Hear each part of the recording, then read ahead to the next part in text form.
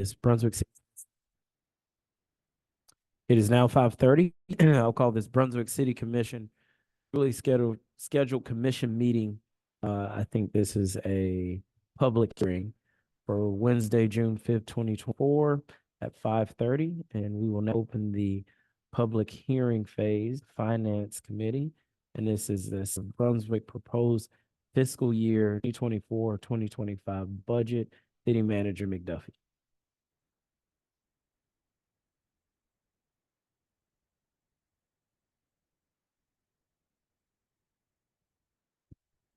Good evening. Thank you for the opportunity to present the fiscal year 2025 budget.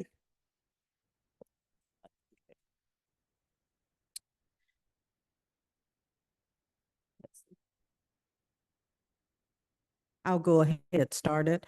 The first information that's presented in the budget, of course, the principal officials for 25. And then we have the middle letter, which basically reviews the revenues, proposed personnel changes, and the proposed operational changes for the fiscal year. As we move forward to the highlights for the budget, the fiscal year 2025 is $22,773,044. It's a 12.3% increase over the budget for 2024. It's only a 5.2% increase over the actual expenditures and revenue for 2023. Revenues for the budget consist of $5.8 million in property taxes, $1 million in sales taxes, and $4.2 million of taxes, which is 88% of the revenues, a total of $20 million in taxes. The budget also includes appropriated fund balance of $750,000, and the increases in revenues are mostly in court, the building permits, rental revenues. The expenses include authorized personnel, 244 full-time positions, 12 part-time positions. We did 227 positions. Additional positions that are proposed in the budget include 4 public personnel and 4 housing development personnel. The budget does include a 3% COLA, which will be effective mid-year, and that's it. The key initiatives of the budget, we will have the housing development and community revitalization department of the budget, which is mostly funded by prior year revenues from this fiscal year of $0.5 million, but we do have additional $230,000 in the fiscal year 25 budget. The micro system, again, there was funding for it in the 2024 budget, and we added additional $500,000 funding for the transit system. We also increased the personnel in the public works, street, and right-of-way maintenance area. Additional lights include $160,000 for the purchase of an Axon public safety system for the police department, $1,000 for the administration of short-term rentals, $75,000 in additional funding for legal processing, additional $25,000 for the bank for a total of $75,000 for bank funding, and $50,000 of incentives for frontline employees. The proposed allocation for 2020 includes $200,000 for the purchase of fire apparatus, and that was 1-year payment for that. Total cost is estimated over 5 to 7 years of $1.7 million. $75,000 for public safety facility assessment, $186,000 for the purchase of these vehicles, $290,000 for the purchase of public vehicles, $150,000 for the HVAC system, Ritz Theater, and $350,000 for the accounting software. That's a total of $1.3 million of SPLOS allocation for the year. Of course, that's what our plans are, but that could change based on other activity in SPLOST. The budget schedule basically shows that we are at our public hearing date, which is June 5th. And we are expected to have budget approval on June 18th, which is a Tuesday, this is a Wednesday, because June 19th is a holiday. But we have met all the state requirements for the budget thus far. And of course, this public hearing and approval of the budget before June 30th.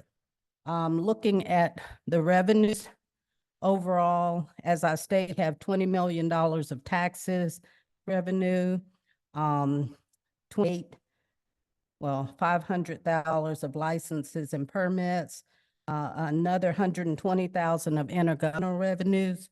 You can change slide. Okay, can't see that very well, but apologize. Have $364,000 of fees, $350,000 of fines, $159,000 of miscellaneous revenue, and again, the $750,000 of appropriated balance for the $22,273,000.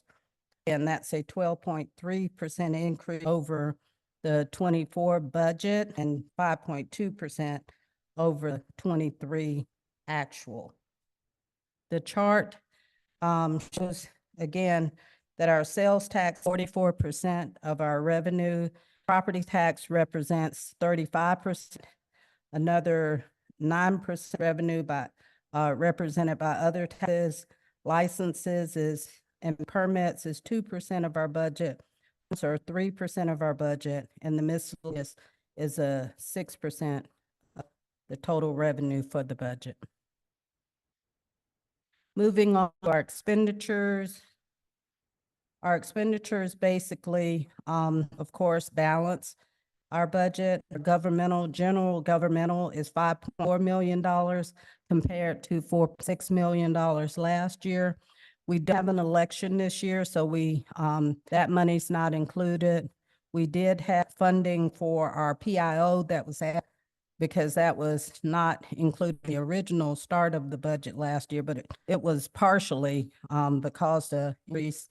The increase in legal is for the additional funding for litigation that went to legal. IT increased the budget. However, that was because we moved items to IT versus having them for telephones and mobile agreements in other budgets. So it wasn't an increase to their budget. It was just money to consolidate a couple of accounts. The police department budget increased by 9%. That pretty much is mostly salaries, and most of the increases that we see because of the salary increases during the year.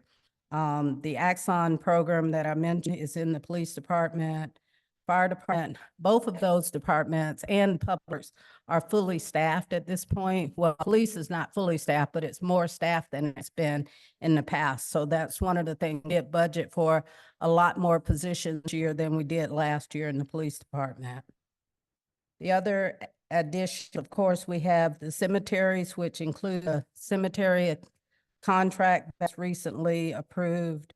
The recreation budget down because we had a lot of upfront acquisitions of equipment, vehicles and things like that in this year's budget, which we won't have next year. And as I mentioned, we have money for the housing program and the transit sim. And the other funds include like the 111, workers' comp, group health, things like that, where we transfer funds to other ones. Okay, the chart for the expenditure shows that 40% of our budget is in fire, with an additional 13 for public works. Parks and Rec, 8% of the budget. The general administration and governmental administration is 24% of the budget, and programs and planning is another 7%. Moving on to our personnel, Personnel costs comprised of $16,386,000. Of that amount, $12,600,000 is for salary, which represents 77.5% of our overall personnel cost. We have another 1 million in health insurance, another 1.3 million for retirement pension. Moving to our authorized position, as I stated before, we have 204 authorized full-time positions, but we are budgeted for 227. The chart shows that we have 29 in police and fire, another 57 in public works. Community service, which includes recreation, has 28 positions, 11 in planning, and development, and 23 in general and governmental administration. Personnel changes, as I mentioned, include adding positions for our housing program, or positions for public works. We did a change to transfer the deputy marshal from the police department to the planning. And we also added 2 full-time positions in the fire department to part-time positions. Full personnel changes is $438,000. And then we have the proposed 3% adjustment that's going to be $320,000. Fixed assets, we have $508,000 in the budget. Most of that includes 1 vehicle for our carpool. We have downtown lighting that we included in the budget. We have elite vehicles for the police department. We have drones and a trailer for the department, equipment for the new personnel, for the new right-of-way main crew in public works, and then some equipment for the street division of public works. And that concludes my presentation. Thank you.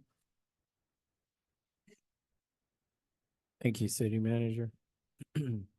I'll now open it for any comments or questions from the commission.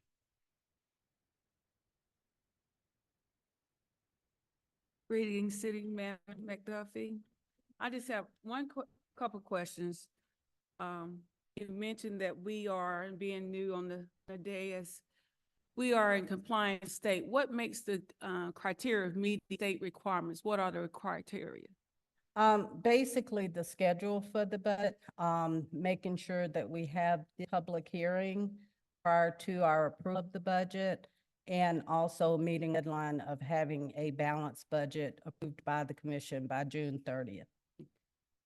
My next question is, you mentioned that the 3% COLA is already inside the budget, that's mid-year. Is that, well, it's on page. It's in one line item budget, actually.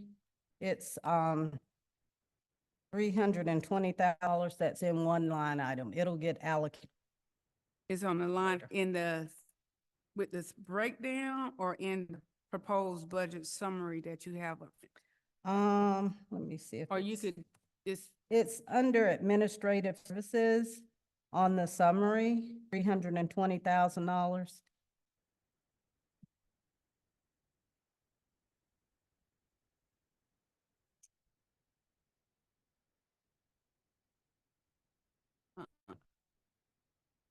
Okay, 320, 171. Mm-hmm. Okay, so that's the COLA. Mm-hmm. Okay. And when you look at the salaries that we have here, department, fire department, public works, and et cetera, where do you find the pension for the retirement, or is line item in your summary? The pension is also in a one line item. That's something we will allocate prior to budget approval on the 8th. We'll have to go in and allocate it throughout each department. Because I see the pie chart, the one that says cost of personnel, retirement 1.349, 1 million 49. Yeah, it's in every budget. If you look at every budget, the pension line item. Okay, so we don't, but that pie chart is not written within the proposed budget, like the summary, like this? It's not one number, but it's in the budget for each department. Okay. Yeah. It's on each, right, it's on each department, but I'm just saying, you have one, besides that pie chart graph, is Mhm. it anywhere where it's stated to want the summary number at 1.3 million, just like you have the 320,000 on the COLA cost, administrative Yeah, it service? would be Do you the have- addition of all of those in each department, Okay, so we don't have that in one area, one location? not here. Not No. here, okay. Any particular reason why we don't have pension or retirement listed on this proposed budget chart? Because in the departments, it's in the budget department, just like the salaries. The salary allocated by department, the pension allocated by department. Okay. So those numbers are in the department's budgets. Okay, so for example, police department proposed but 5.89 million, okay? Mhm. So within that 589, that retirement budget pension is in there. Mhm. Okay, all right. Let's see, next question. Is it a possibility that that could be broken down? I can Or- run a report for you if you wanted, That is- and it just shows pension.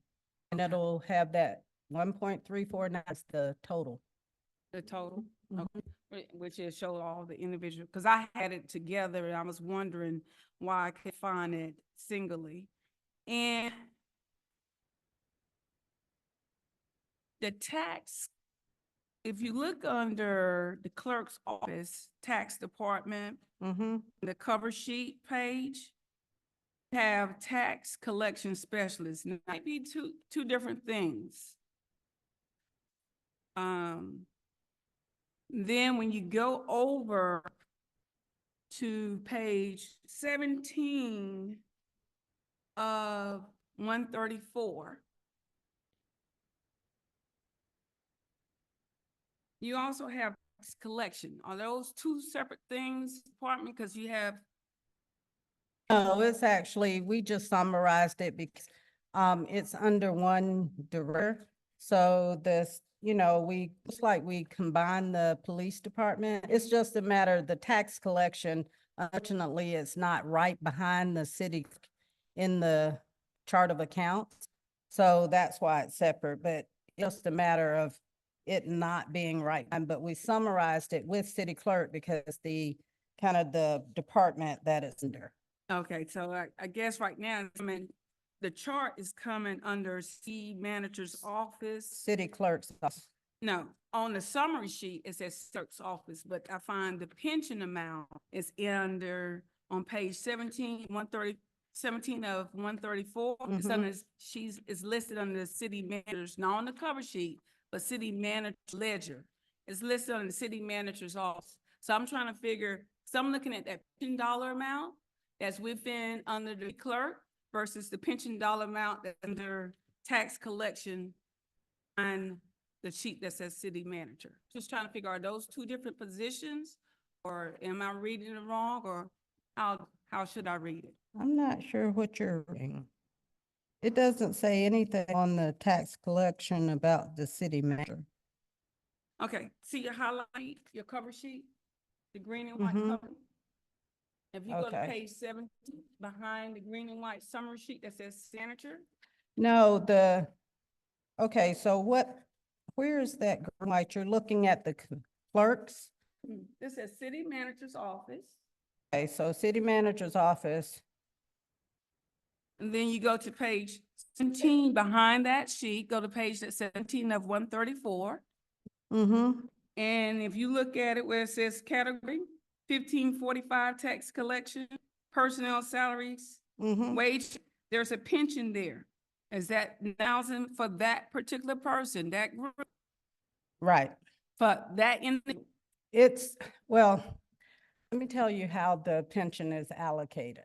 The pension is actually allocated based on percentages of what pension is each area. And it's not a rhyme or reason necessarily, because it's kind of like an allocation based on number of years, and you know how the actuary does their report. So Right. I would not go through the budget and say this exactly what the pension will be for this person. Okay, that's not the point, but on this cover sheet under city clerk, clerks, all flash tax department, on the cover here, you have tax collection specialist. So, I mean, what's listed on the front of your cover sheet of each section represents what's gonna be behind it.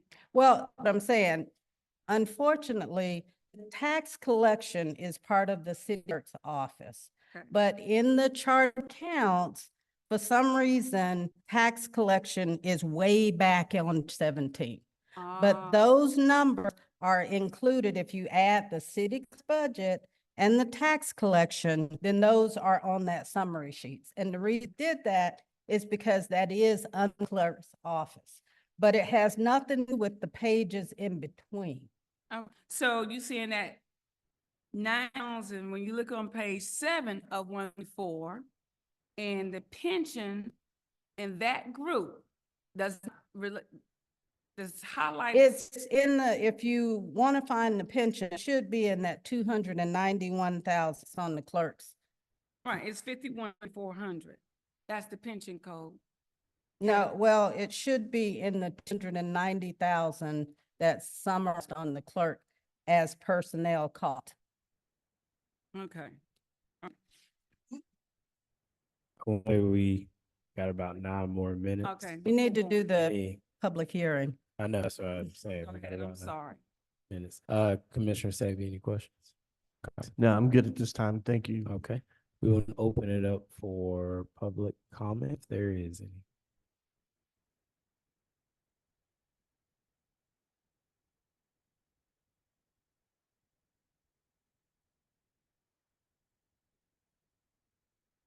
Always like to check with City Clerk Atkins to make sure.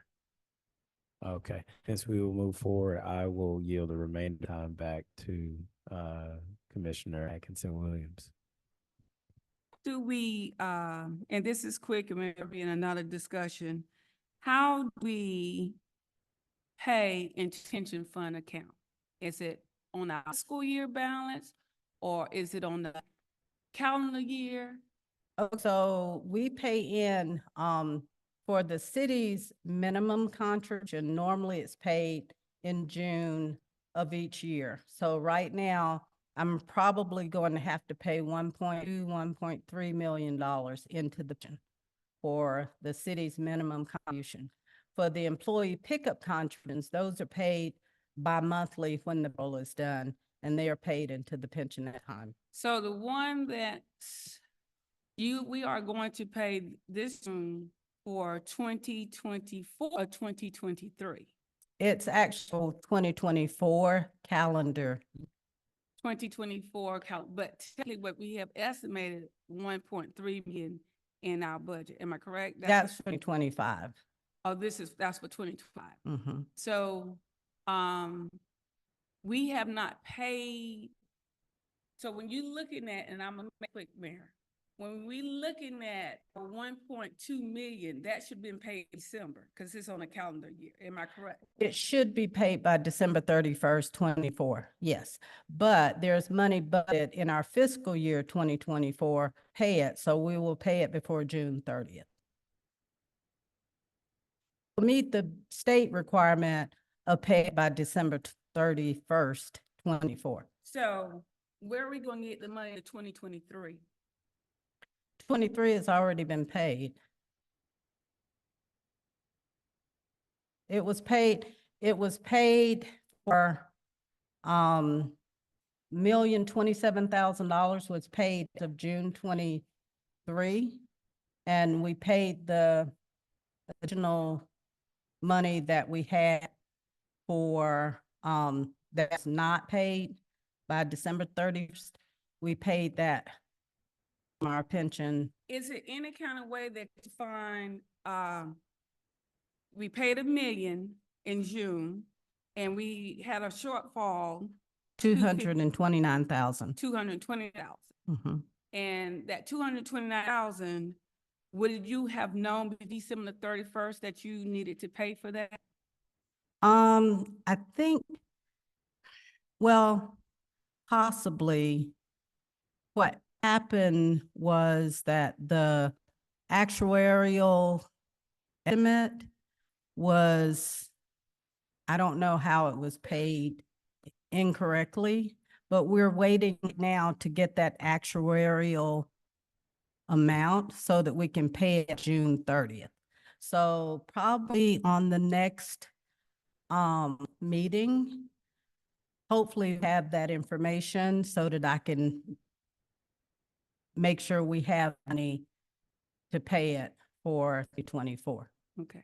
So they don't give, actuary doesn't give you any alert, any note reporting notification prior, like by fourth quarter, before fourth quarter or third quarter? Well, At the end to let you know, hey, you all on track, hey, blah, blah.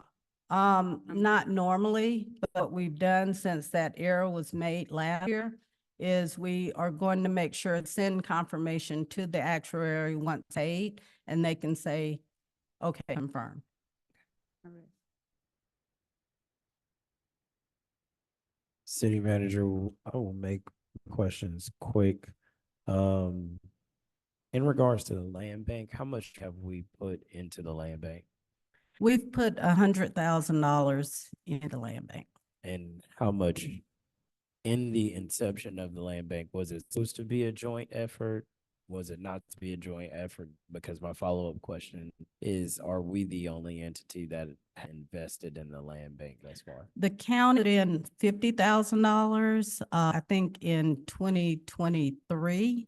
Okay. The city put in 50,000 in 23 and 2024. So the county did not fund the land bank in 24, but there has been a request for 2025. Okay. So, but the 24 budget as they worked through it didn't allocate any towards. Okay. Not to my knowledge. All right. And then just that same question on transportation. I know we are receiving a grant. Your staff done great work with the BATS committee to work transportation needs for the future. How much are we investing in transportation? Well, we have not invested anything other than the grant money so far. We will be investing other than, you know, the time that the city has invested in terms of our management and administration of what's been done, the process thus far. Right. Are putting in approximately 700 and I think $20,000 for the fiscal year 25. Okay. And we do have to, and this was a requirement we're unaware of, but in issuing our RFP, the GDOT has required us to enter into an MOU with the county for basically to say this is a provision of transportation in our area. Okay. We will be, once we issue the RFP, we will be requesting funding from the county if we were to expand the route of or footprint of transit into county areas. We hope we can do because there are a lot of areas that need service in. Perfect. And really quickly, just on transportation. Inside transportation space, if someone was seeing this transportation service, they would be able to be picked up inside of the city and taken where outside of the city. Well, that's on the footprint that we have now. Yes. Yes. Okay. I just wanted to make sure that those are all of my questions. Thank you, City Manager. Thank you. Thank you all. Thank I you. Yes, appreciate it. Thank you.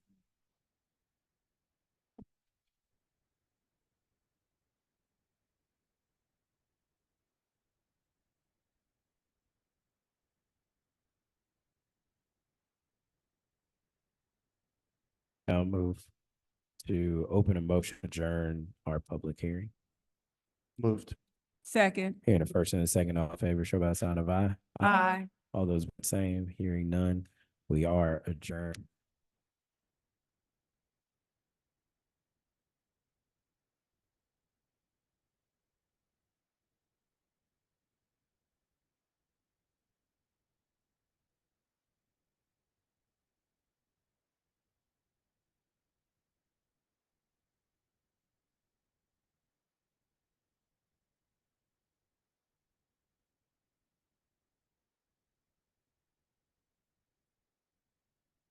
It is now 6 o'clock. We will open it for our Brunswick City Commission regularly scheduled commission meeting for Wednesday, June 5th, 2024, 6 p.m. Can we all please stand for our invocation and pledge of allegiance? Our invocation will be given by Minister Slave from Greater Works Than These Ministries. Minister, it's good to have you with us. We always love when we have people from Greater Works and Ministries with us. I was able to catch a Bible study the other evening, and you did an amazing job. So it's a blessing to have you with us this evening. And please bow. Greetings, Honorable Mayor John and our commissioners. Let us pray.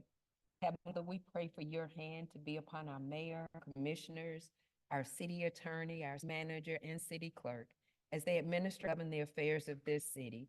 Father, may wisdom lead them to make sound decisions that will cause us to be the premier model of government, establishing unity in our community, academic excellence in our schools, strength and peace in our families, and sustainable economic growth. Father, as Brunswick is our home, we seek your peace city.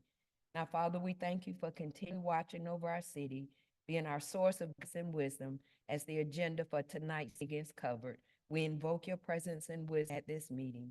In Jesus' name, amen. Amen.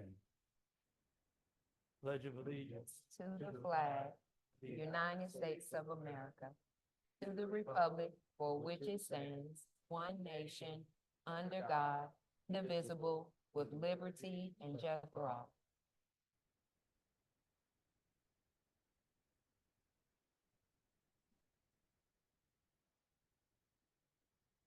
We'll move on to the approval of the June 5th, 2024 regularly scheduled commissioning agenda. Are there any addendums or subtractions?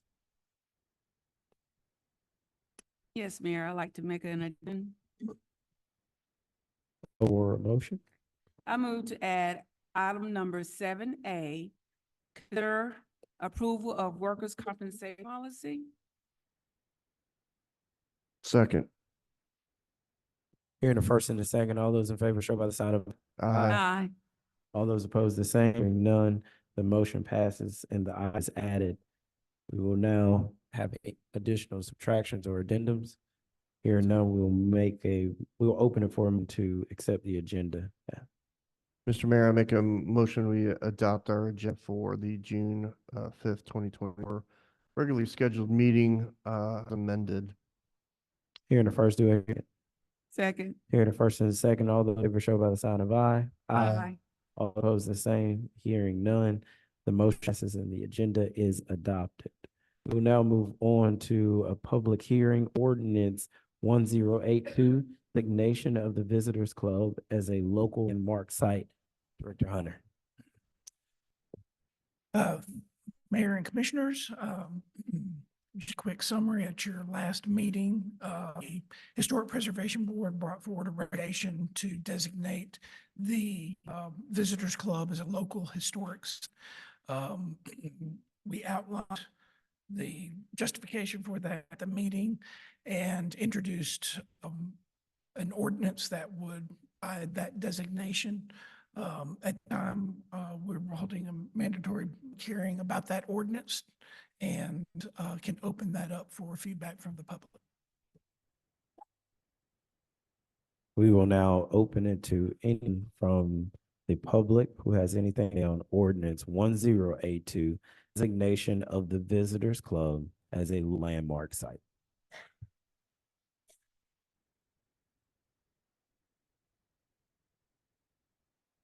I have the thumbs up, so this public hearing is now closed. Thank you, Director Hunter. Sure. Director Hunter. Mr. Hunter, if I ask a quick question, I was unfortunately at our previously scheduled meeting on this issue. Super excited about this designation.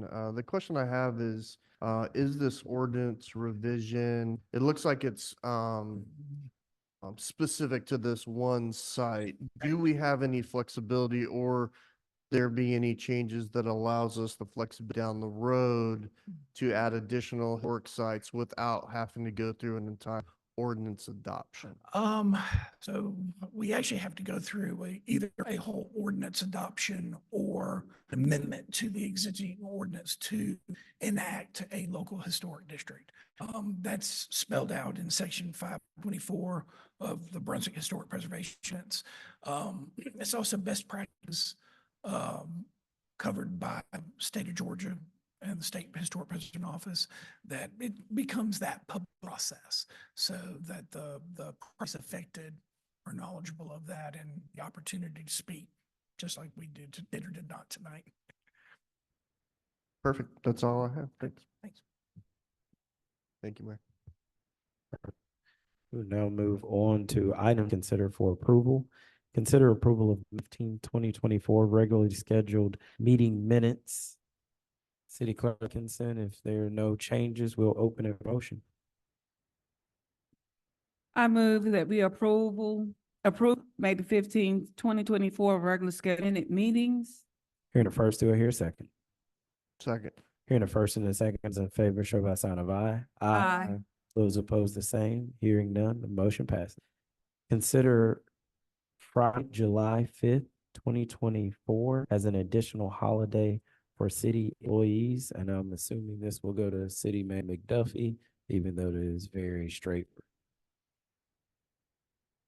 You don't have to get up. Well, yeah, I mean, I think at this point, I just wanted, if there are any questions or comments dealing with the point, they would direct it towards City Manager McDuffie. So are there any questions or comments?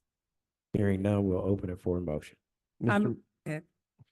Mr. Mayor, I make a motion to approve Friday, July 5th, 2024 as an additional holiday for our wonderful and hardworking city employees. Hearing a first, here a second. Second. Hearing the first and the second, in favor, show by the sign of aye. Aye. Opposed, the same. Hearing none, the motion passed.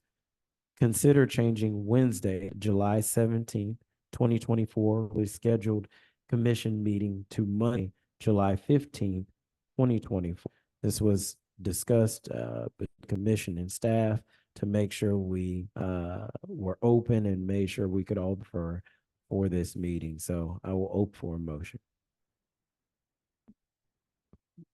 I move that we approve changing Wednesday, July the 17th, 2024 regular scheduled commission meeting to Monday, July the 5th, 2024. Second. Hearing in a second, all those in favor show by sign of aye. Aye. All those opposed, the same. Hearing none, the motion passes. We move on to number 7, their approval of financial reports as of 30th, 2024. City Manager.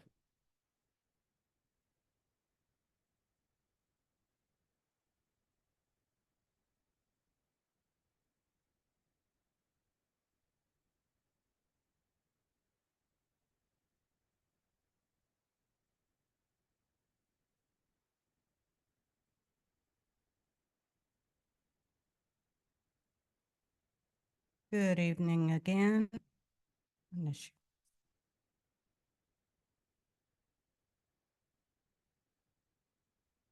I would like to thank you for the opportunity to present the financials for as of April 30th, 2024 for the city. We're through 10 months of our budget. It's 10 months. In 83.3% of our expenditures or revenue, basically. Our revenue for year to date are $19,193,608. Our expenditures are $15,209,263. Our revenues are 94% and our expenditures are at 75%, which is a favorable position actually for the city. Our net at this time is $3.9 million. Our revenues for the month of April were $1.2 million. Our expenditures were $1.6 million, with the deficit for the month $375,000. That is because we don't collect the taxes during the latter part of the year. Our cash balance as of April 30th, $11,300,000. $10.9 million of that in the Georgia Fund 1. Our tax revenue collected through April was $5.7 million. The loss revenue for the April was $834,000. As compared to last year, it was $870,000, so we were slightly down about 4% for the month. However, year to date, our collections are $8.2 million compared to $7.6 million last year. So we're about $500,000 ahead, or 7% for the year. In our SPLOS 6 fund, we only had about $3,000 of expenditures, very small amount of expenditures in that fund. Cash balance as April was $233,000. In our SPLOS 22, we had about $185,000 of expenditures, mostly in the drainage and in the Orange Park, Mary Ross Park improvements. Cash on hand for the month ending was $4.1 million. Our distributions received thus far, which is probably an annual amount of $7,999,000. We've collected $147,000 of interest income for a total receipts since the inception of our lost of $7.2 million. The Norwich Common Fund aims at $365,000. There was no activity of the interest earned in that particular fund.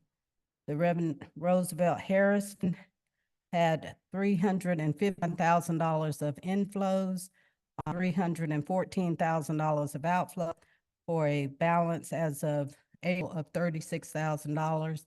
Cash hand was $81,000. The ARPA fund had very little activity as well, about $30,000 of business support for the ARPA funds. We have a balance of $5.6 million, total expenditure date of $4.1 million. The sanitation spent about $100,000 last month. Total revenue is $2.3 million. Total expenses was $1.3 million for operating income of $974,000. Cash on hand of $133,000. The restriction for a landfill did change other than small interest income.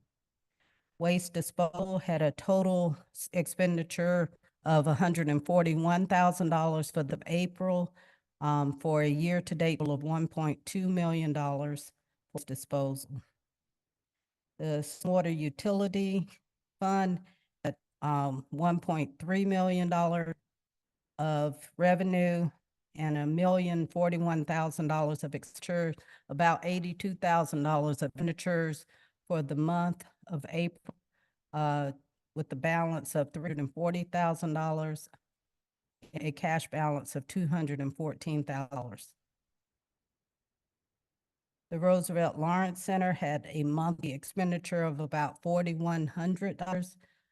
Total expenditures for there is $93,000, which represents about 65% of their budget. They'll probably have a larger expenditure for the month of June and possibly for the month of May because it's coming into the summer months. That concludes my report. Questions or comments from the commission?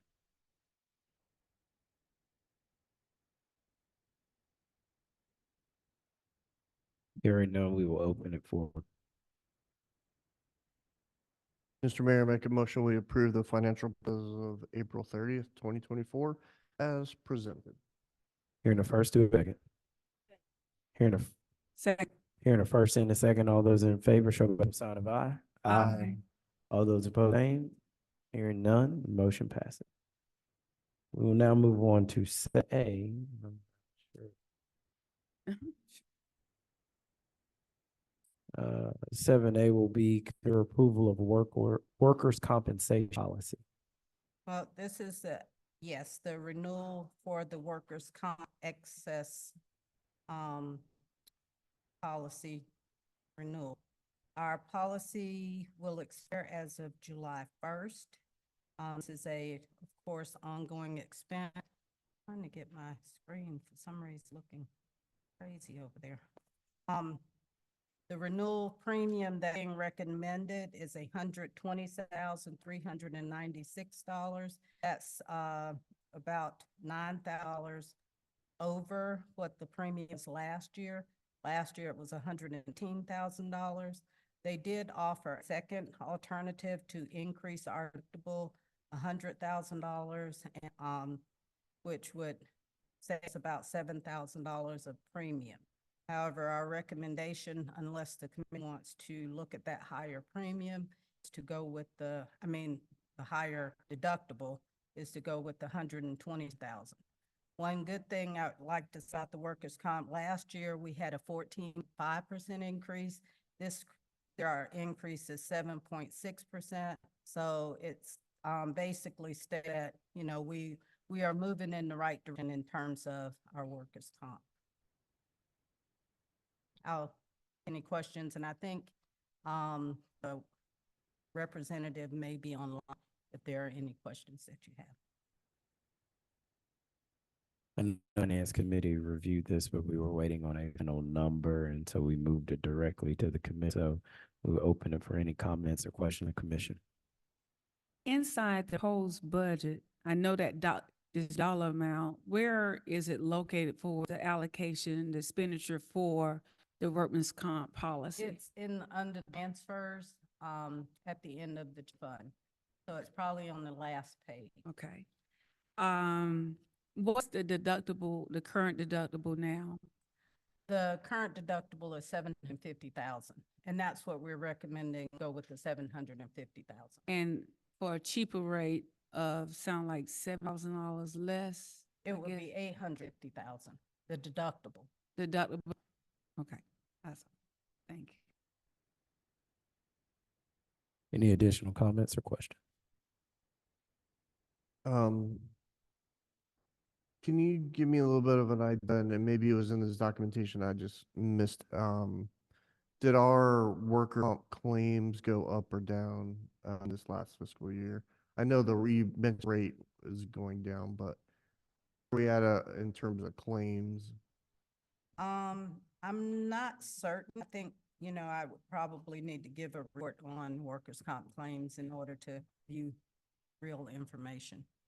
I'm supportive of a recommendation. I would just ask for a follow-up, just so we can have that as a discussion point and hopefully a discussion point with the department heads in terms of safety and that kind of stuff. Yeah, we have a lot to try and, increase safety by making sure that the gear is worn, safety gear is available to all of our employees, and they are, given safety training, driver's training, and other things like that. We are also going to have a safety committee. The police and fire department already has one, but we'll have one overall for the city.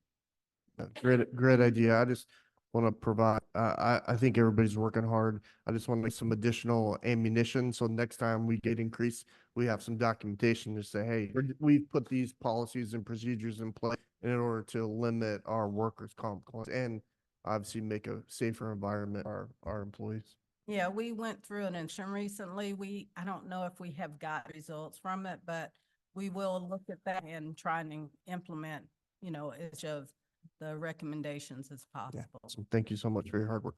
Thank you. McDuffie, I have another question. Any particular department or area has the most from your past, over the past few years, you think? Or As- what type of claims? There's Kind of like, workers' comp. Yes. I would have to look to see. I don't have a collective knowledge of the departments, but a lot of times it's public works because of all the machine and equipment that they work around. A lot of it, some of it is police department because of the police vehicle accidents and things like that. I would say if I was to kind of get, those two would be our highest. okay, thank you. There are more questions or comments. We'll open it for a motion. I move that we approve the workers' compensation policy Renewal. That's what I was looking for. Thank you. We have a Second. first, do we have a second? We have a first and a second. All in favor, show by the sign of aye. Aye. Aye. All right. All those the same, hearing none.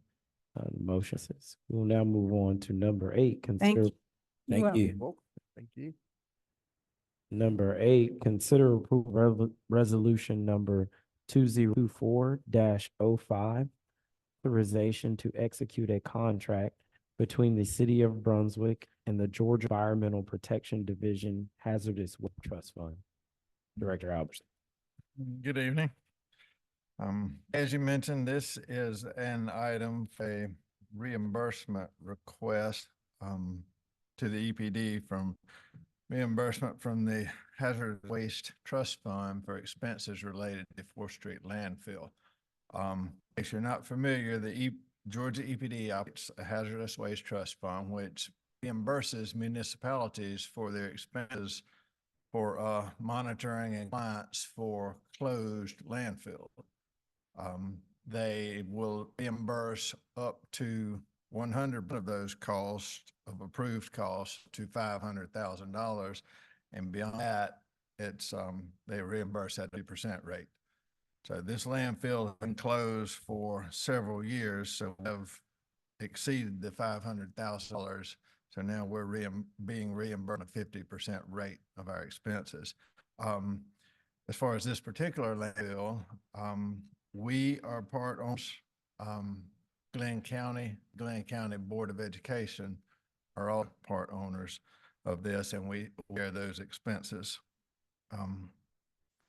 So this is a request. We have submitted several requests over the years for this particular landfill for reimbursement from the trust fund. This particular reimbursement request was actually submitted in late 2021. There was some confusion on EPD's end as actually who submitted it and what it was for. Kept getting us confused with the county because apparently they submitted a similar amount about the same time. So EPD kind of struggled getting on the right. But anyway, we got it sorted out, and we've been approved for reimbursement of $21,575.23. As their process goes, once they approve the amount, they require us to pass a resolution authorizing the manager to sign an agreement with them for that reimbursement. So that's what I have tonight is this resolution, which would then authorize Ms. McDuff to sign the agreement with Georgia EPD for the $21,575 reimbursement. So. Always like to get money back. So Yeah, thanks for your due diligence. Sounds like this is a little bit of a process. Can you just refresh my memory on what were the expenses? So you said monitoring of a closed site. Are we doing like groundwater monitoring or what have you? Or Exact groundwater monitoring, methane monitoring. Those are annual costs. We had to provide a report to EPD of those every year. Also have to do, I guess it's post-close care inspections every so often. In the last year or so, or probably within the reimbursement, we had some fencing that had repaired, some cover issues. We had to thicken the cover in places. This particular landfill extends into the parking lot of the Glenn County Stadium there. So the parking area is part of the cover. So some of that got a little thin. So we had to spruce that area a little bit. So things like that is what goes into this. Perfect. That adds some clarification. Thank you. Another thing I noticed on the agreement, and Ms. Manager, you probably will want to chime in, be a legacy, but I noticed that Kathy Mills is still listed as the director and the payment being made to her. So I don't know, to update that and add. I made a Ms. change McDuff. on here, which I've got a copy of. I just want to make sure when we check, we can cash it. Right.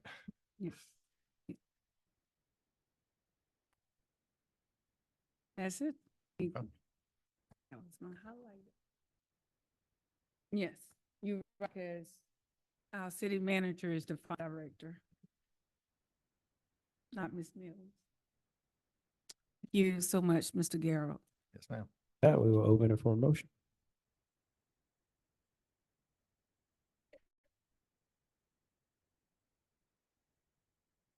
I'll do it, I guess. Yep.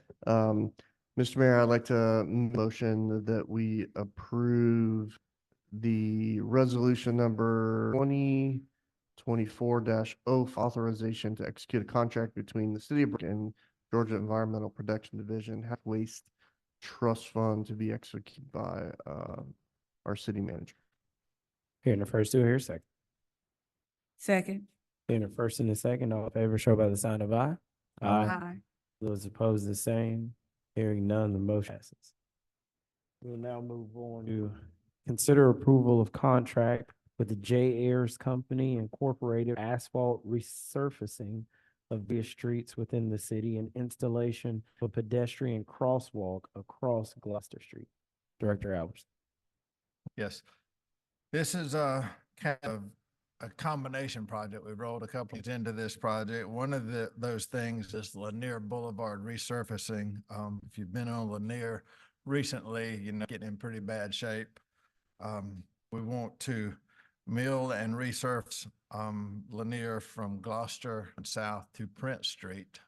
As part of that, we will widen the roadway to the west because of the shoulder, a lot of shoulder issues there. There's crumbling and what, so we'll wide road to give a little bit wider travel way for vehicles to pass along there. This part of this is a crosswalk across Gloucester, just east of Lanier. If you remember when we started the Lanier Gloucester intersection improvements, the crosswalk was part of that scope of work, but pulled it out because of time scheduling issues with the permitting. That wasn't able to approve the crosswalk permit quickly as they were able to approve the intersection redesign.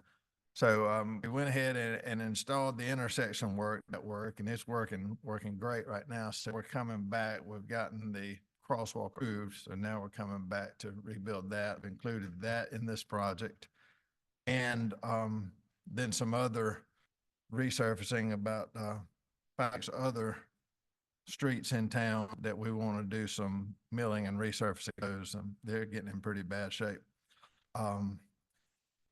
So combined with that, we put that out to bid. We got a bid back on it, which is common, common problem. However, the bid was right there in line with our estimate that we had put together. So, we feel good about the cost of that. And their bid actually came a little bit less than the cost estimate we had put together. Their bid was $974,000, almost $482. Our funding for this is going to come primarily from LMIG funding, which we get from GDOT every. We're going to use our funding for FY24. We're also getting a supplemental funding FY24, and then we will include the FY25, and we've got some ARPA money that we're going to move for this. So that gives us a total of over $1 million to put towards this.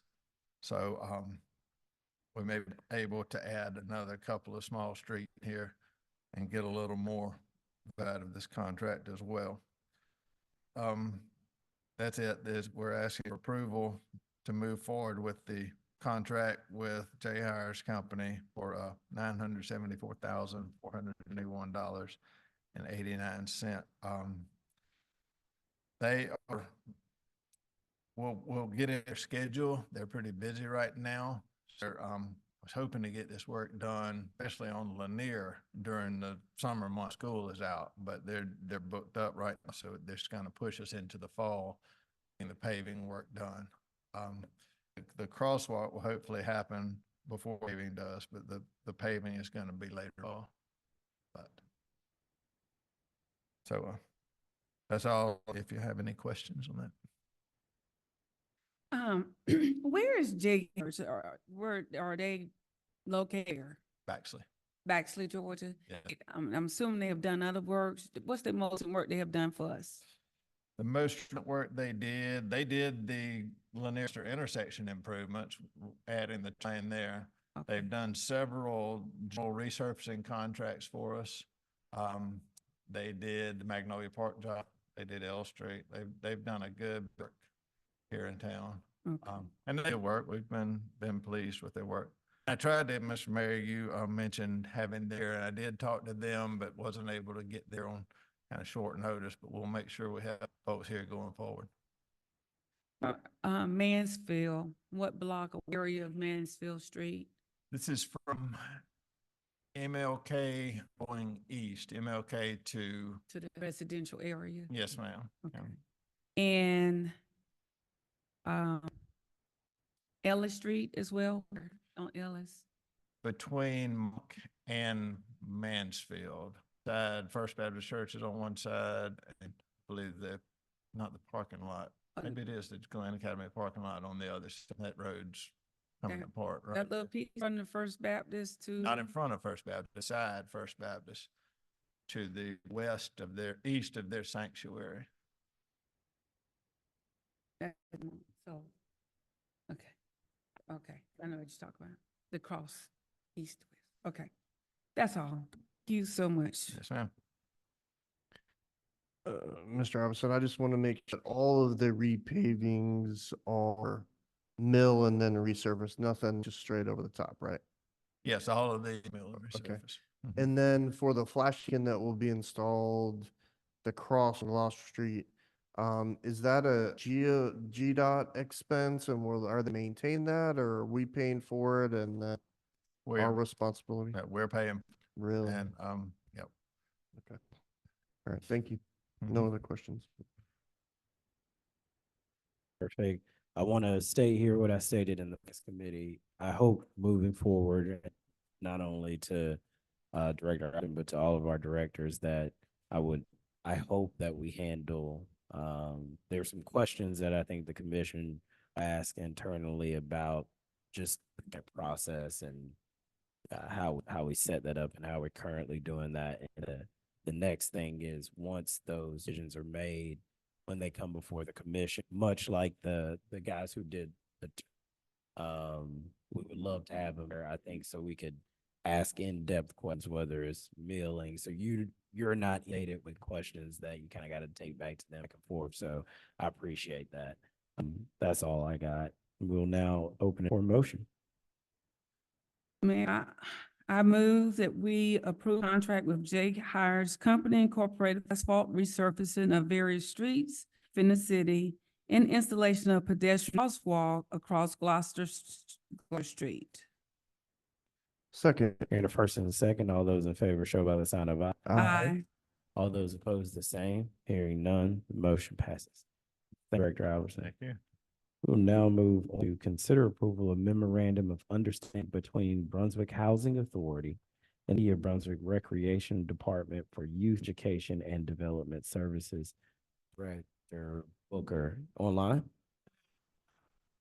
City Attorney. Oh, City Attorney. Sorry, yes, I can take. Sorry.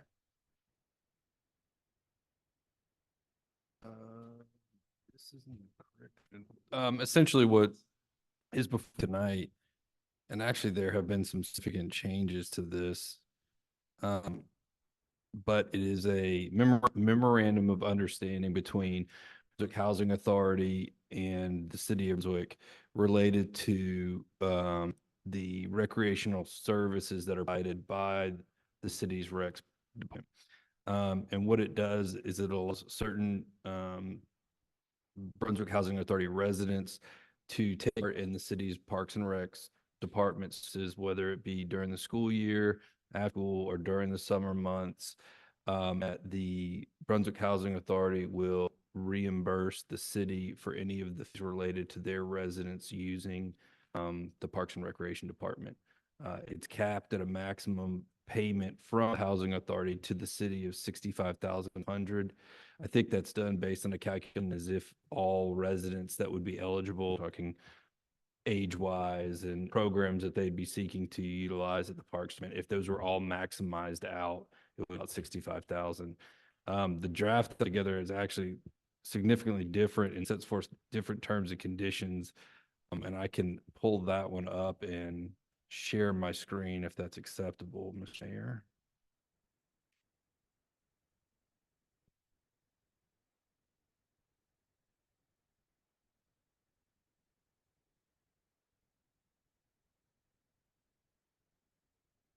Attorney Corey, Yeah. how much did you say the max amount they were gonna reimburse the city for the? Oh, was, year? what did I say? 16.5? It's 69, Okay. 69,500. Okay, Sorry, okay. my vote. If I All said right, that's why I was 65.5. like, that isn't there. Sorry about that.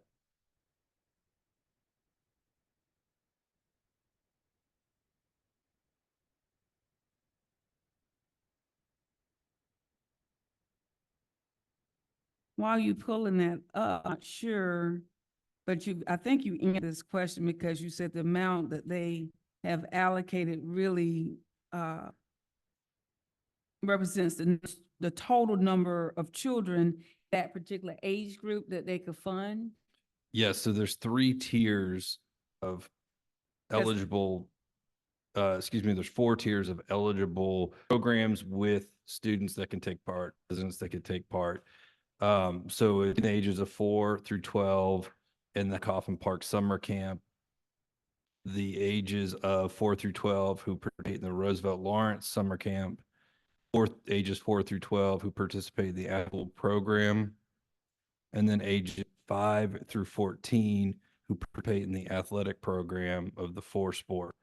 So those are the 4 sort of class of ages related to programs. And then there's a specific amount per resident that would be paid of those 4 classes that would total, if maxed out, maximum of $69,500. Yeah, Apologies for that. so sample, I guess let's go up to 4 to 12 for the Housing Park Summer Group. They said 25. And I'm pretty sure there are more than 25 residents. I was just curious, like, how many children, how the children are selected, and you may not be able to answer that question to fit 25, because there's more than 25 children in that age group living in Hampton, I will say. Right. So part of some of the stuff that I added into this under section 4 housing authority responsibilities, the BHA will be required to sell a list of eligible BHA participants that have provided services under the terms and conditions of the agreement. So they would need to be providing, they've classified as a roster of eligible participants. So I'm relying on what their calculations when they look through eligible participants, how they calculated out those numbers. Okay.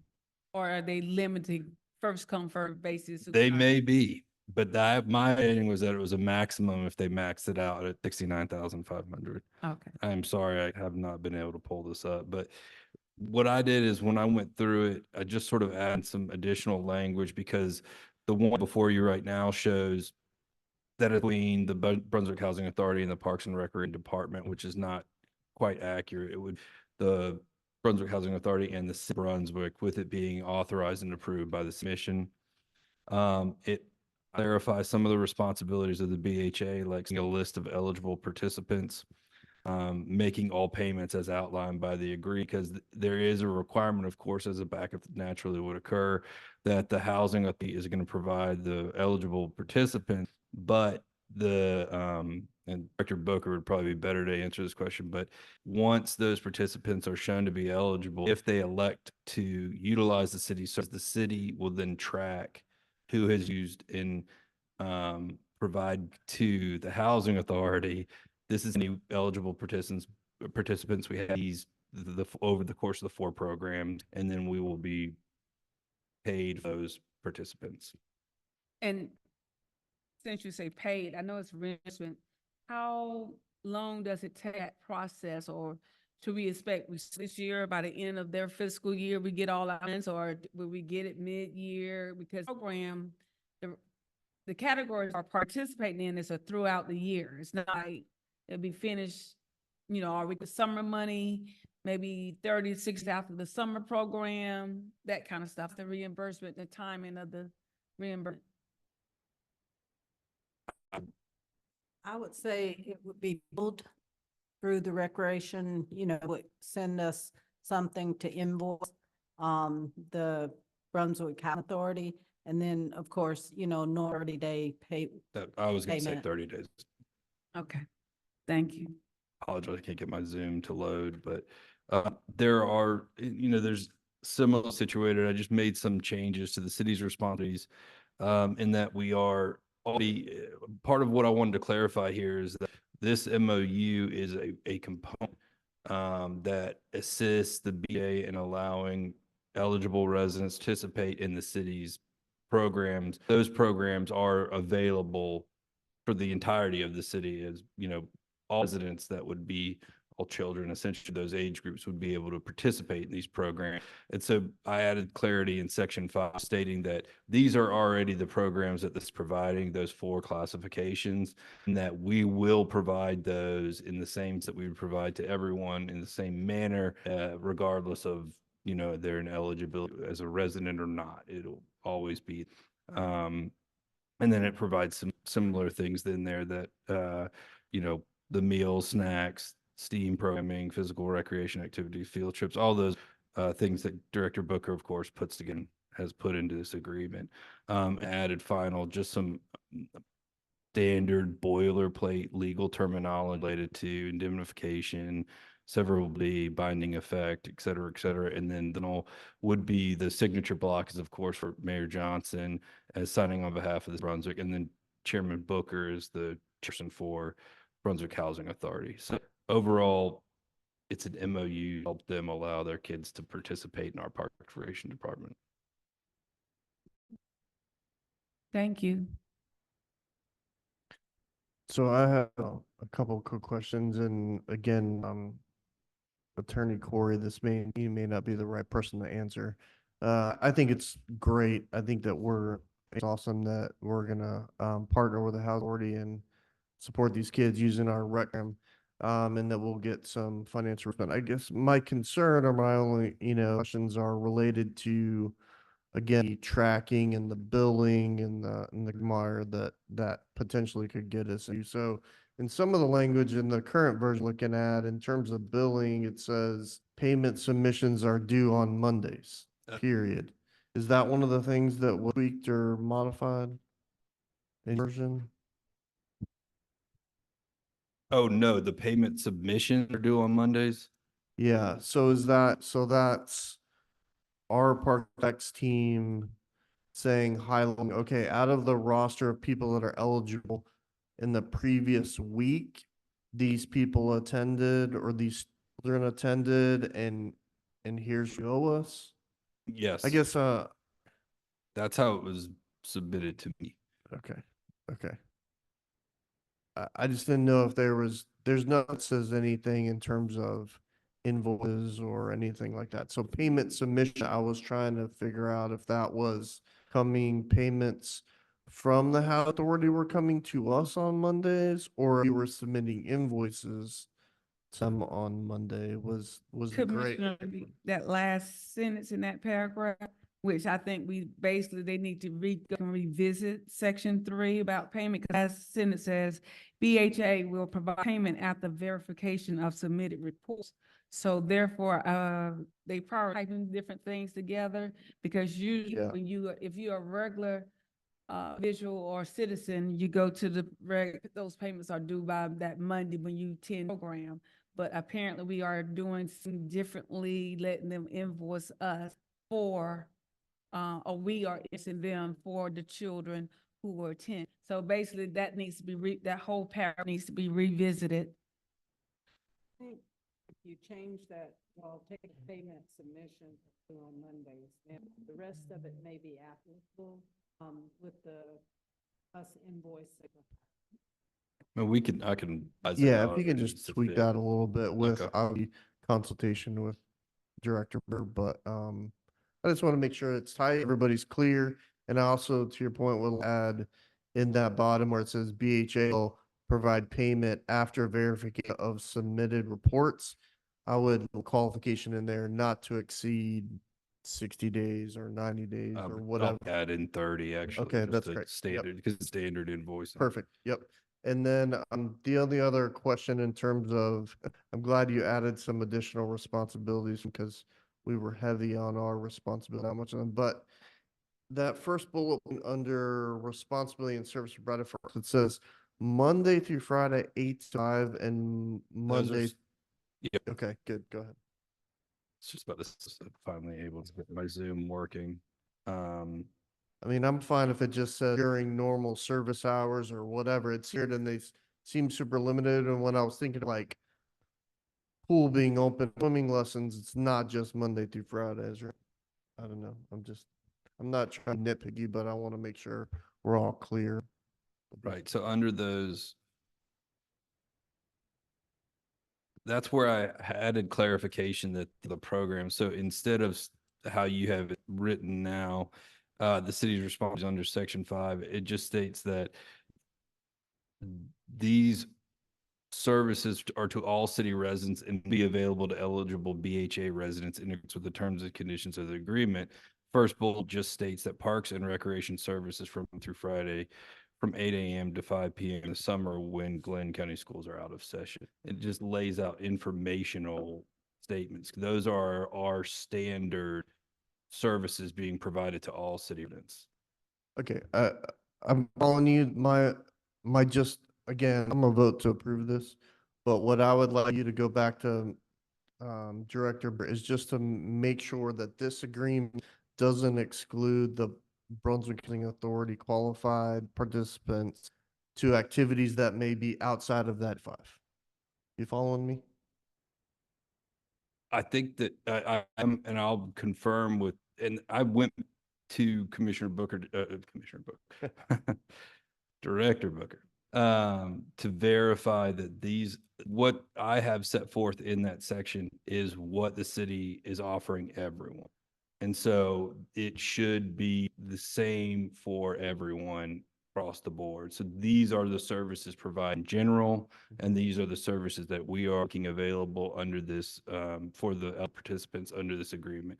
So everything should be included there as in, and I think that's asking, and I Yeah, know that you exactly. can't. I Okay. just want to make sure that that to 5 Monday through Friday doesn't exclude some services that we're currently. Doesn't, it does not, as Okay. far as I know, but I'll All check right, with, perfect. okay. Sounds good. That's all I got.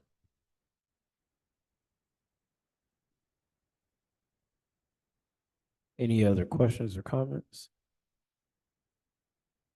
Here, we'll open it for a motion to adopt ordinance 108. Nope. Mm-mm.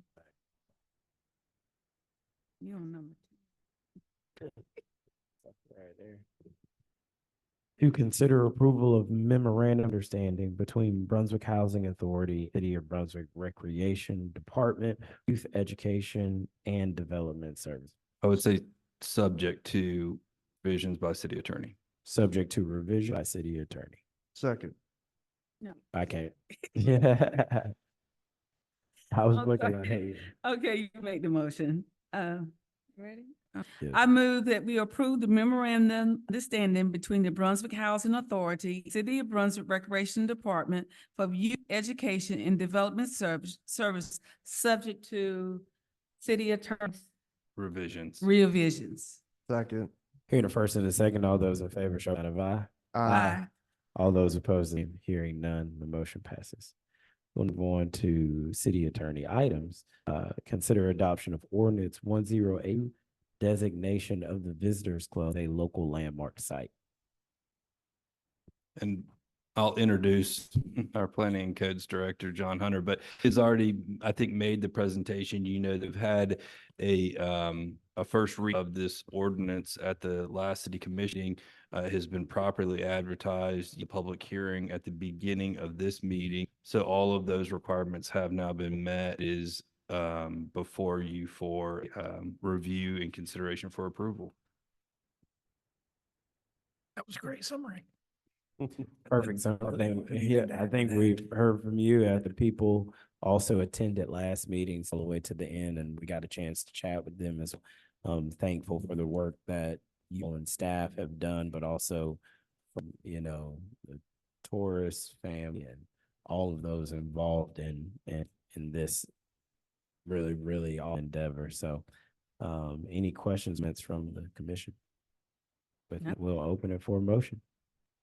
Mayor, I make a motion that we adopt ordinance 1082, designation of the Visitors Club as a local landmark. Hearing the first, do I hear a second? Second. Hearing the first and the second, all those in favor show by aye. Aye. All those opposed, the same. Hearing none, the motion passes. I'll move on to a discussion point, amendment to an appeals commission ordinance. Director Hunter. Thank you again, Mayor. Earlier this year, we brought recommendations from the Planning and Appeals Commission about potential changes to their gun ordinance. From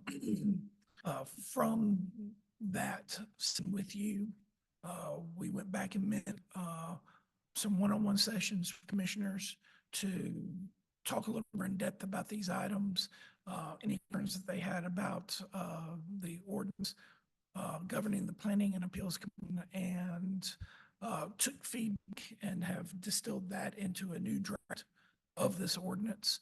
That is what is before you to consider for discussion. The primary changes were from a consensus standpoint amongst the commissioners. Were a couple of changes to the eligibility of members as to who you could appoint to the Planning and Appeals Commission. One of those was to broaden the eligibility to beyond just residents to people who have business interest within the city. So our business owners who may live within the county but materially participate within the city are eligible to participate. The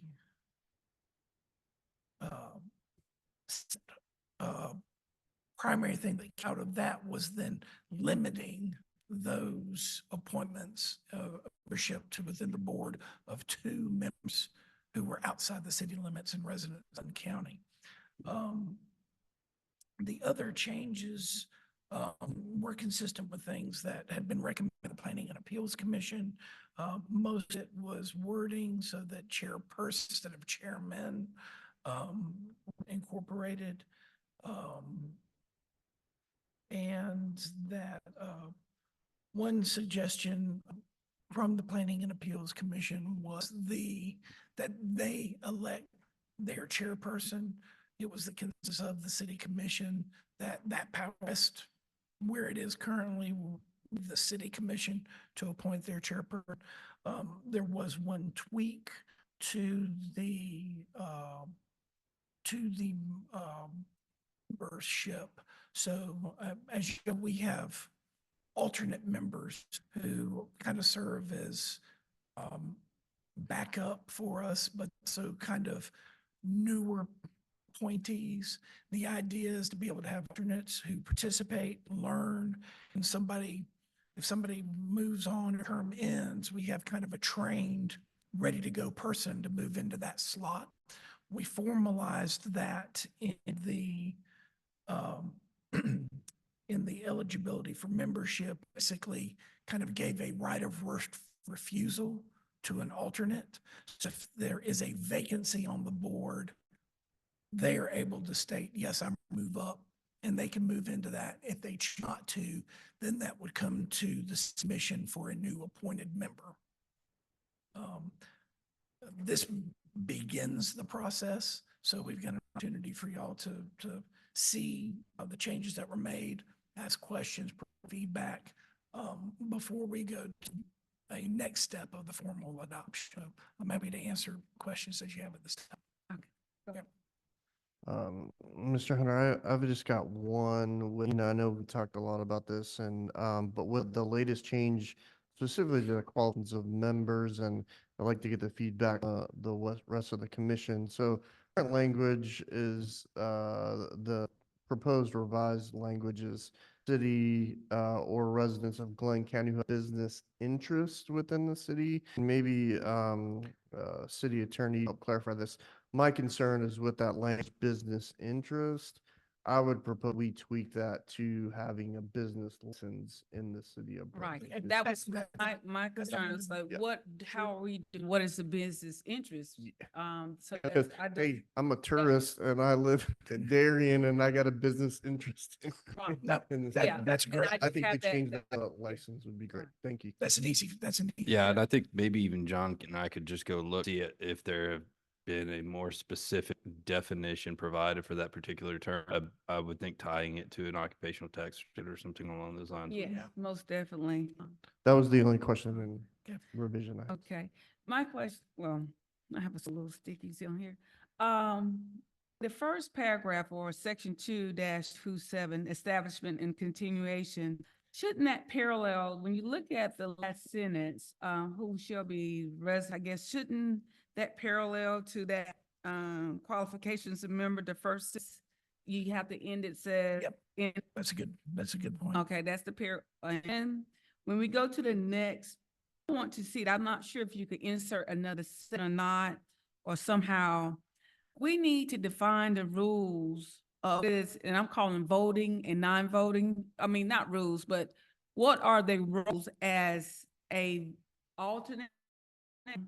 So that's a good point. That's actually something that, a document to this, the bylaws, rules of procedure, that the planning commission have written up in it themselves to govern themselves, clearly states out what those roles are. But could we add that in this? Because what I'm hearing, I'm just trying Yeah, to yeah, yeah. reduce. Reduce confusion. Correct. And because everybody knows the defined role, if you are an alternate, you voting, you do not have a vote, you basically clear cut. Yeah, Right, they only fill in when they're, from this reading, they only fill in on the basis of there's a vacancy. They don't have any other purpose. This is how I'm reading it. They're being observant. That's how it just is vaguely written. I mean, help me out. Do we need language that basically We need to that put someone with those teeth roles in it. refer to the bylaw, Well, I mean, it's nice for the open document. If I, No, if I- I pick up the. I don't this- disagree with that. I think that's a good point. Yeah, we could put it in Take there. that I don't language see and why add that not. in Because, very easily. And then, let me see, get my thinking. Here, when we said about vacancy, I guess when we referring to vacancy, as if they choose not, is it mean a person's term ends, or only when a person have to leave the No, commission? the intent is for it to cover any vacancy. So that'd be if, as we just went through earlier there, when Mr. Sabi was elected to the city commission, that provided an unfinished term vacancy. So an alternate could move into that slot immediately. I think the intent is to apply that also to someone's term ending and creating a vacancy. So if we need to add a little bit to tweak it out to clarify that, but yes, that is the intent, so that we're not always bringing in necessarily new people who don't have experience into those openings. Correct. Now, Clarify that pretty all right, easily. on the back, number 1, I guess it's a qualification of members. I believe, even though it's clearly defined, their experiences or knowledge, but I wanted to, I think whenever we met, we said add probably, but it doesn't necessarily mean, most likely it'd be the people that have the experiences, but we went to add that one word, preferably of the commission to blah, blah, blah. Don't want, I believe we asked that bit. I'm trying to go back into my. But just, I mean, even though just like Oh, any I see job what you- In application, terms of that we prefer. it's now- preferred. Okay. And then, and let's see, just because all the scribbling, in the section on the officers, crossed out a lot. Then it says Yeah, that chairperson. got really confused because And then Yeah, it we- comes back down to the chairperson. So I think really the top part supposed to lead it and then, yeah, Yes. yeah, it's clearer in the clean version at the. oh, I was after just looking, this. okay. Yeah. Essentially, what happened is we started out with the original version. There were a bunch of edits to it. And then based on the feedback, went back more to the original version. So Okay. it's very muddled in the red line version. Right, and then on the next page, section 233 voting. Not sure how it says all commission, aren't they all I'm calling delegates, but all members, include alternates, are commission, am I correct? Because it says, but they do not, your alternates do not get a chance to vote. I think that's the good place to clarify Yeah. the vote roll language. Okay, all right, so That's clear.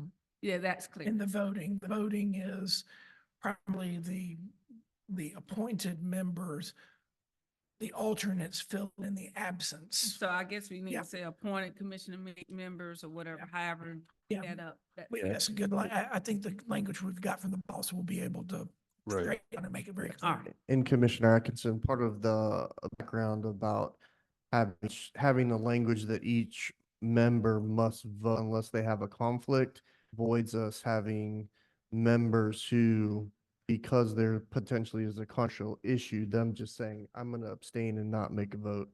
They have to vote unless there's conflict of interest. That Right. makes sense. Yeah. That's fine. Right? Well, that's perfect feedback. So I can incorporate that into the next draft. And. if And you when could, can we expect the draft so we can review, we come back? I'll get it out to you, for next week. Oh, that's fine. And That's these are relatively easy changes, like I said. If we would like, I can bring that back next agenda, or we can go ahead and begin the process to make these changes and advertise for the first, Brian, does this go first reading or is it just a single reading? It'll just be, 2 meetings, but it would be a single reading and then approval of the next without no public hearing necessary. Yeah. So you'll have 2 opportunities. You'll have an opportunity to see polished Clean version. at the next amendment meeting. and Yeah. then discuss it again before it comes before you for approval. And then after that point, it'll advertised as Nope. the new. The reading will come before you is what John and I kind of together right, after this, and then they'll be advertised, and Got then the second time it'll be available for approval. John, and I will just have to have conversation with the commission as a whole. This is my opinion as it is currently written. I guess I'm trying to figure out Oh, that's right. whether I Yeah. think is a strong decision at here. So if I'm hearing it wrong, you tell me that alternates, no matter what, whether someone vacates the seat or their term is up, alternates move directly into that position. That was the idea. Yes. Okay. Unless they reject, Unless that accuse. Okay. Because there could be some situations where we had an alternate who was just appointed and we turn right around a month or 2 later and have a vacancy. And they Okay. can say, no, I'm not ready. I don't feel like I'm prepared for that yet. Okay. It is my thought, and I want to look at the event schedule. Yeah. Because I would be worried about setting up a parameter that I believe handcuffs not only this commission, but also commissions after us, making an appointment. As I see an alternate replace someone who, like Sabi, would vacate a seat. But if someone is At the end, rolled off, I that's think it different. also in turn is off if that person wants to be appointed. Yep. Because it reads as if they have to be Okay, replaced. I clarified that in the language also, because you're right. Somebody, you don't want that conflict of, I have finished my first term and I'd like to be appointed second. And you don't want to create perception that an alternate could claim that. Right, Yeah. okay. Yeah, that's So good. we could use that language so that that concern is more about a true vacancy and not somebody eligible for reappointment. Can't do Yeah, that. you have to define what is vacancy. It's the little details that always get you. It is. I appreciate it. Thank you. Thank you. We'll now want to consider approval of resolution for the Department of Transportation local open roads policy. This is- Mayor, may I, City Attorney. may, Yeah, may I you're good. seated? This is an item that I will be partially presenting, but also seeking staff's assistance on it to the extent that Alec is available to answer any questions. Alec and I met recently, just kind of discuss and go over things that he identified through some training that appeared to be best practices for the city to get enacted related to emergency management. One of them is what you have before you is the Department of Transportation local open roads policy. It's a relatively simplistic resolution. They have prepared it for us. You can see little work went into it other than insert the name, the city of Brunswick. But what it does is it sort of adds into this statewide policy that assists in the event of an emergency for clearing travels of roadway, et cetera. Am I doing a good job here? Yeah, Okay, all right. just real quick with me, I can introduce the actual state. Oh, yeah, please. Specialist, Jeff Cotter. He's been with us with some open train, brought this policy and is also here to talk about the benefits of having this policy.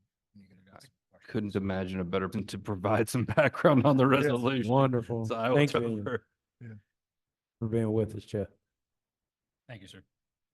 We'll open it up to you to tell us what is before us and why it's good for community to jump in.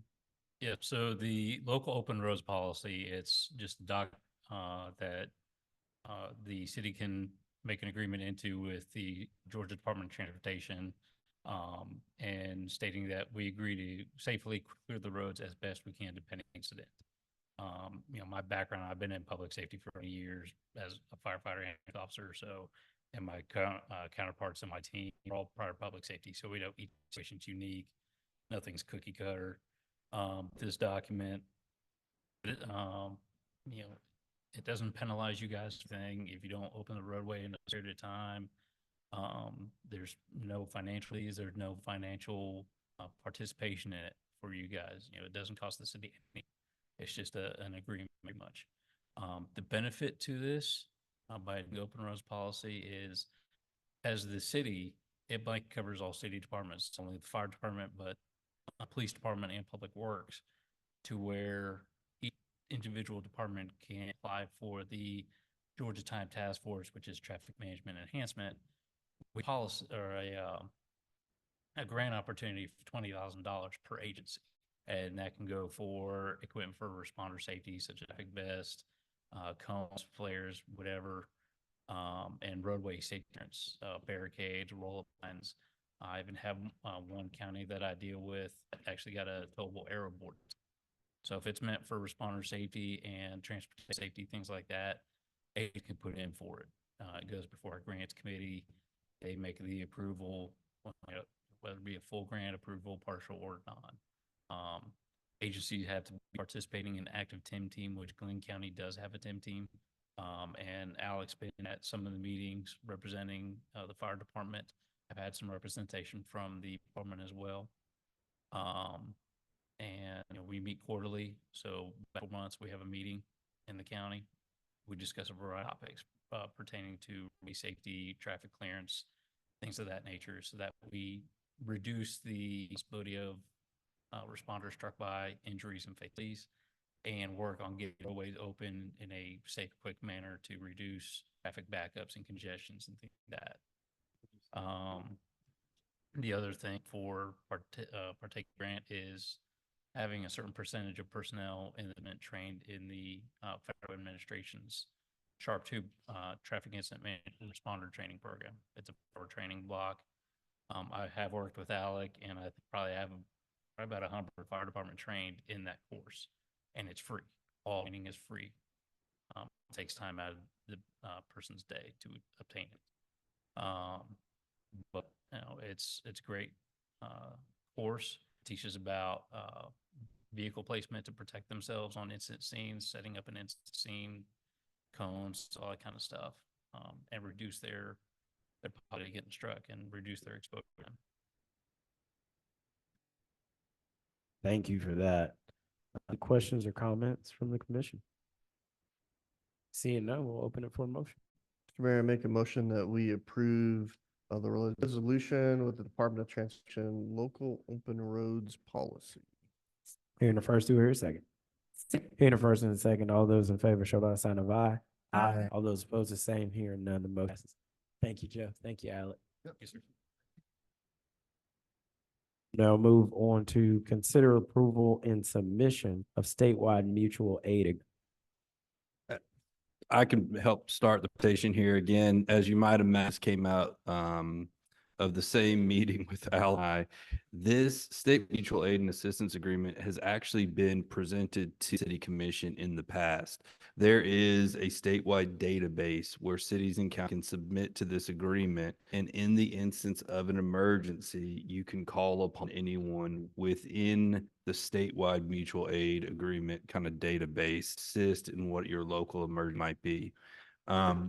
It was brought before the commission in 2021 where it was approved, but not only have been some tweaks to it, it was never submitted somehow. We're not really sure. That was prior to, I don't look at him accusatorily, but what it does is it just places us within that database. And so it allows us to call upon those. Also is going to put us in a position where if there are neighbors in need, it can also provide mutual aid to them. So it's really a benefit overall. It's seemingly no brainer in light of the fact that hurricane season opened 3 ago. Yes. Okay. And so I do want to have this, if people have it approved, and then be submitted so that we are fully a part of this. I do expect, because I know the discussion that came up a month or so ago, that Glenn County, this, for some reason, procedural error occurred there. I do expect them to probably enter into and admit the same type of mutual aid agreement. This it is relatively boilerplate in terms of the template that all municipalities are required to use. It just seems like a very good have in place prior to us having to try mutual aid during an active emergency. Those are comments.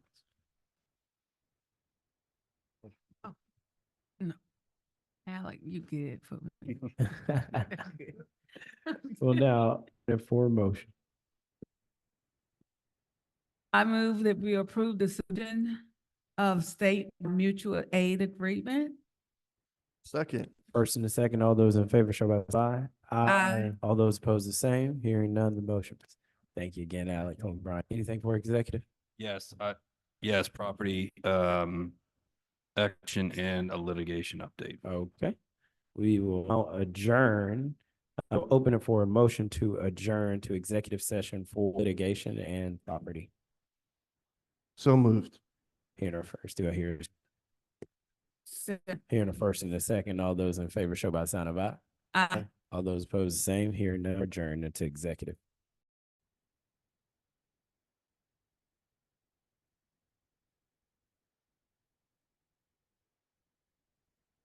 We are back from executive session. No action was taken. We'll now open it for a motion to adjourn. Mr. Mayor, I move we adjourn. Hearing the first, do I hear a second? Second. Hearing the first and the second, all those in favor say aye. Aye. All those same, hearing none, we are adjourned.